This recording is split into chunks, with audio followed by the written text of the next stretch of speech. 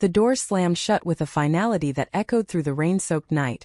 Soraya's suitcase tumbling down the porch steps as her mother's voice pierced the storm. "You're no daughter of mine if you choose that sinful life." Years of hidden love letters and stolen kisses with her high school sweetheart shattered in that moment, leaving 18-year-old Soraya homeless and heartbroken on the cold streets of suburban Chicago. But as she clutched her soaked jacket, a fierce resolve ignited in her chest. She would survive, thrive, and one day return to face the woman who had cast her out. Soraya stumbled through the downpour, her sneakers squelching against the pavement as lightning cracked overhead.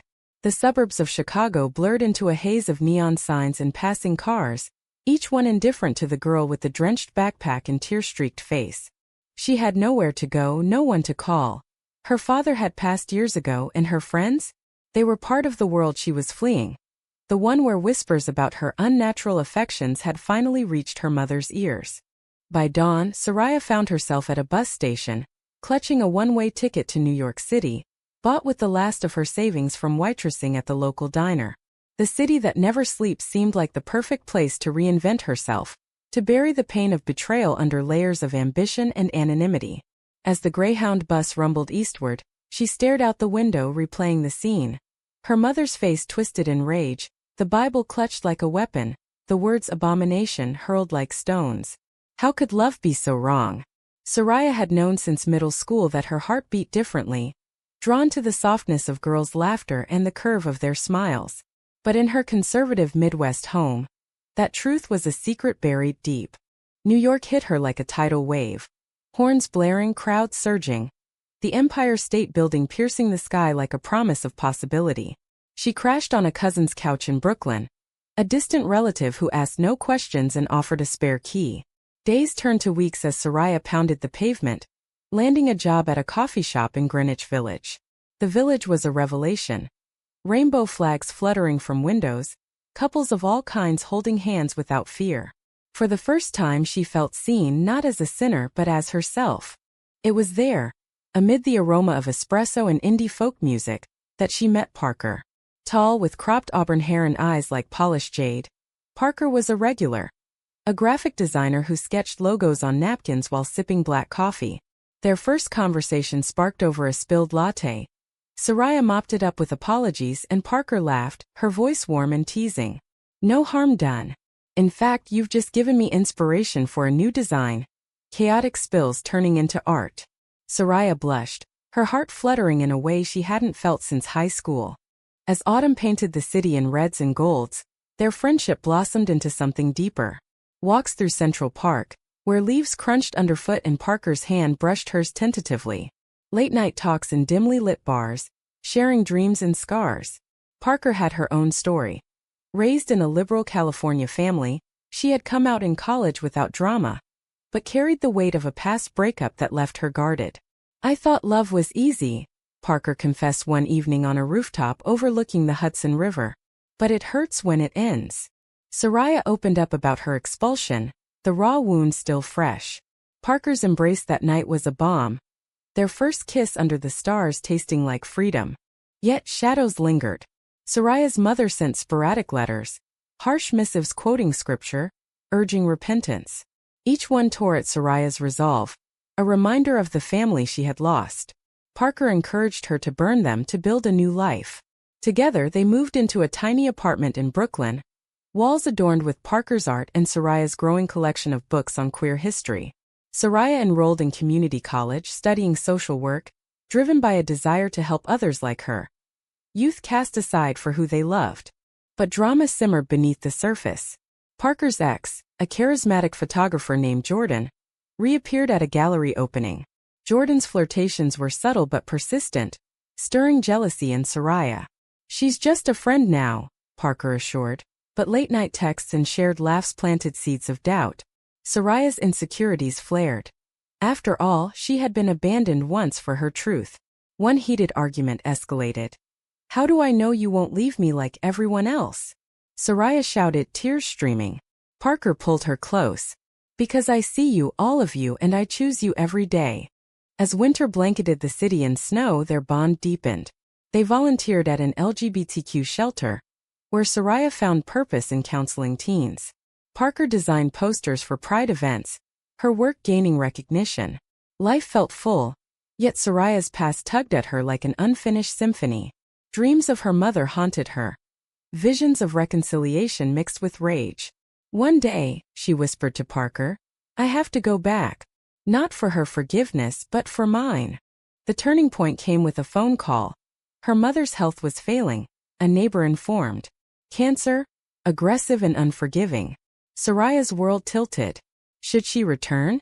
Parker held her through the night, weighing the pain against potential healing. "Whatever you decide, I'm with you," Parker said. And so plans formed. A road trip back to Chicago, a confrontation years in the making.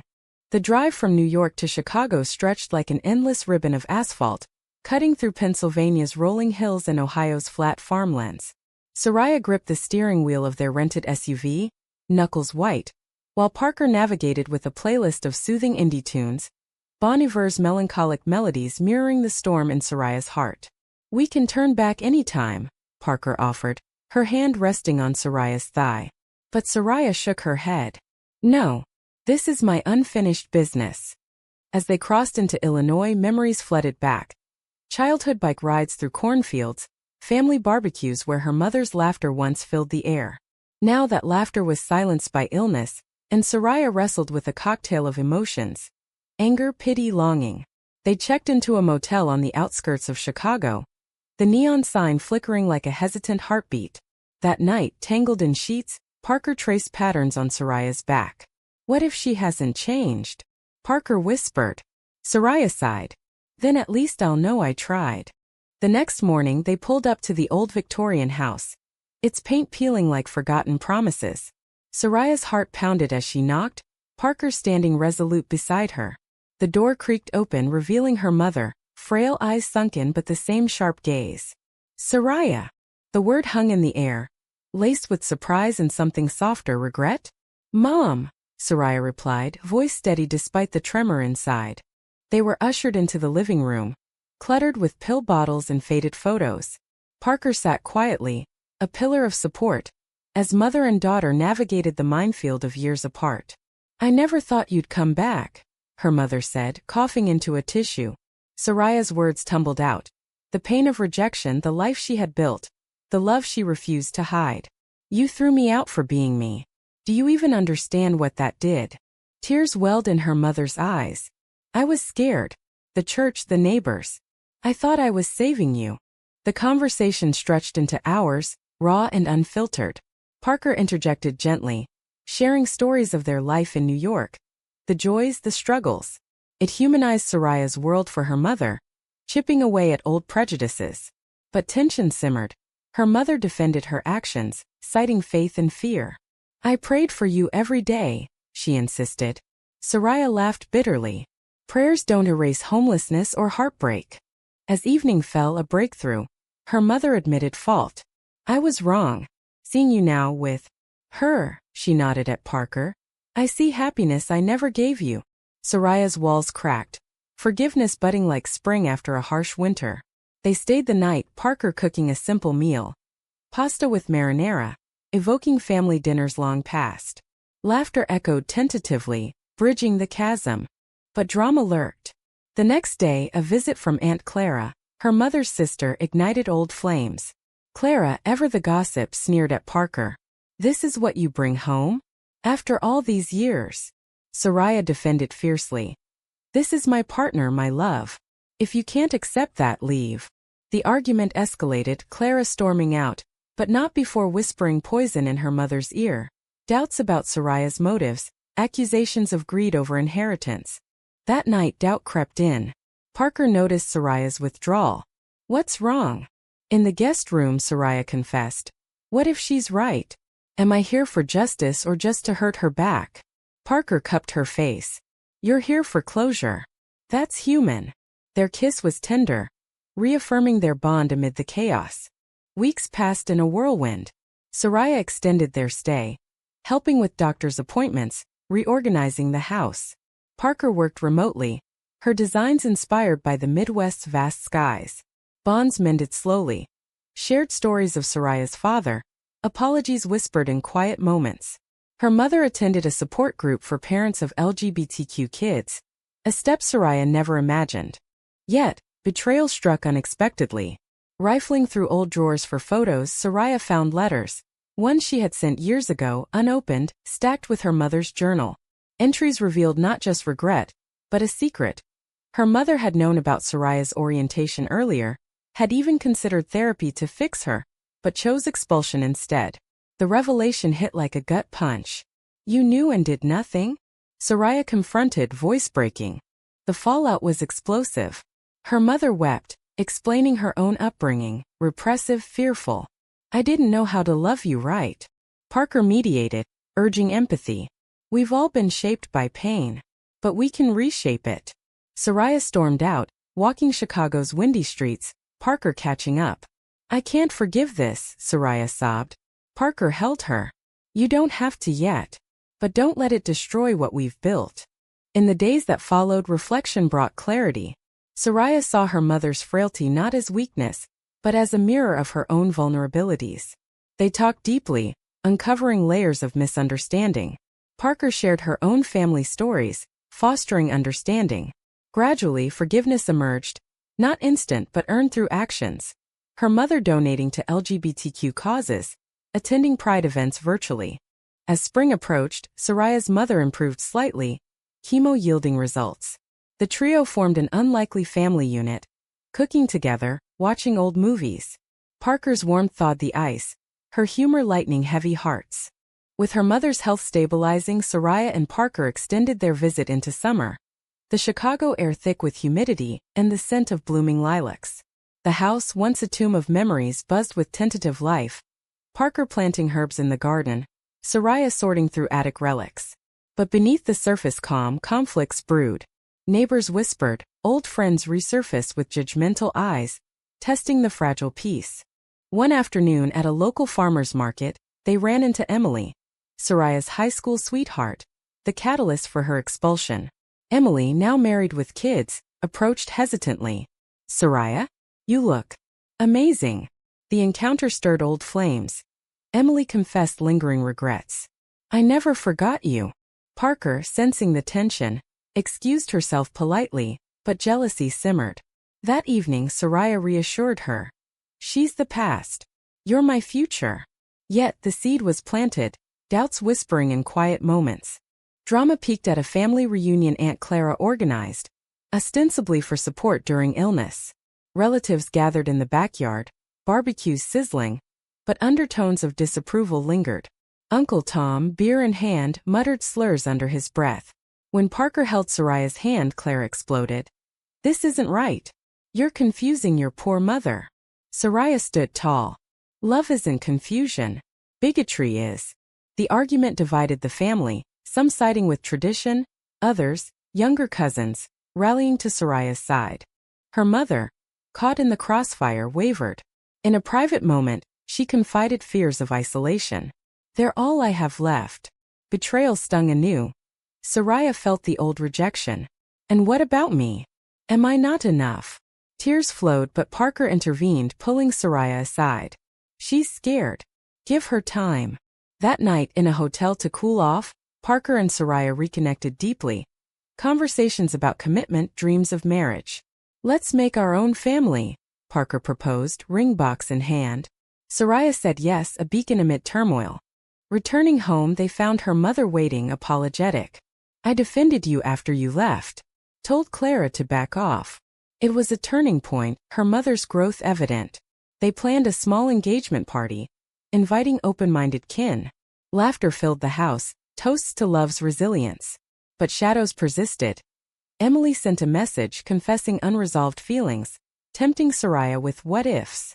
Soraya deleted it, choosing fidelity, but the secrecy gnawed. High drama unfolded when Parker discovered the message history on Soraya's phone. Innocent replies, but enough to spark accusation. "Are you having second thoughts?" Parker yelled, packing a bag. Soraya pleaded. "It was nothing. I love you." The fight echoed through the night, Parker driving off in anger. Alone, Soraya confronted her mother. "See what your world did? It taught me to hide, to doubt." Her mother held her. "No more hiding. Fight for her." Soraya chased Parker to the airport, dramatic rain pelting the windshield. A Hollywood chase in real life. At the gate, she poured her heart out. "You're my home, Parker. Don't leave." Tears mingled with kisses. Reconciliation sweet and profound. They returned together stronger, vowing communication. As fall neared, her mother's condition worsened. A relapse. Hospital visits became routine, Soraya and Parker by her side. In quiet hours, deep conversations unfolded. Her mother sharing regrets about her own unlived dreams, Soraya forgiving piece by piece. "I see now how love should be, unconditional," her mother whispered.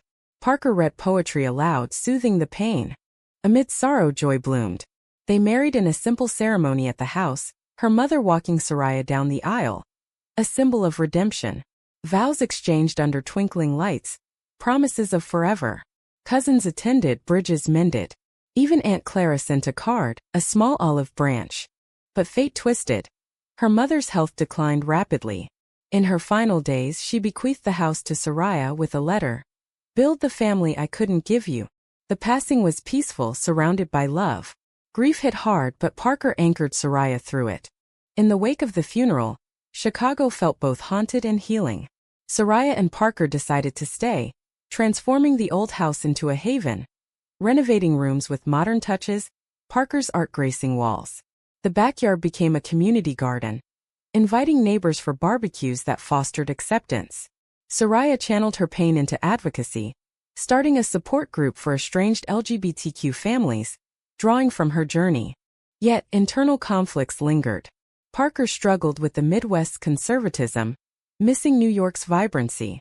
"Do we belong here?" she questioned during a late-night talk. Soraya admitted doubts. "This was my battleground. But our life is wherever we are." Tension built as Parker received a job offer back in New York, a dream position at a top firm. "It's a chance to grow," she said. Soraya felt torn. Stay and honor her mother's legacy or follow love? Drama escalated when old letters surfaced again, this time from Emily, who visited unannounced. "I heard about your mom. I'm sorry." The conversation veered personal. Emily confessed her marriage was crumbling, hinting at rekindled sparks. Soraya rebuffed. "I'm happy. Married."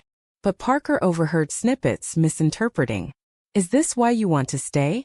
"For her." Accusations flew, betrayals sting fresh. Soraya explained, but trust fractured. In the heat, Parker packed for New York alone. "I need space." Soraya's world crumbled. Echoes of her mother's rejection. Desperate, she sought counsel from the support group, realizing patterns. Fear of abandonment driving wedges. "I have to fight differently this time," she resolved. The climax came at O'Hare Airport, Soraya racing through terminals. Finding Parker at the gate, she declared, "Don't go. We'll make it work, half here, half there, whatever it takes. You're my justice, my love." Parker hesitated, then embraced her. "I was scared of losing you." They returned home, committing to therapy, open hearts. As winter blanketed the city, healing deepened. They alternated between Chicago and New York, Parker commuting for work, Soraya expanding her advocacy nationally. Romances flourished in small moments. Snowy walks along Lake Michigan, where waves whispered promises. Cozy evenings by the fire, sharing dreams of adoption. A new conflict arose. Aunt Clara contested the will, claiming undue influence.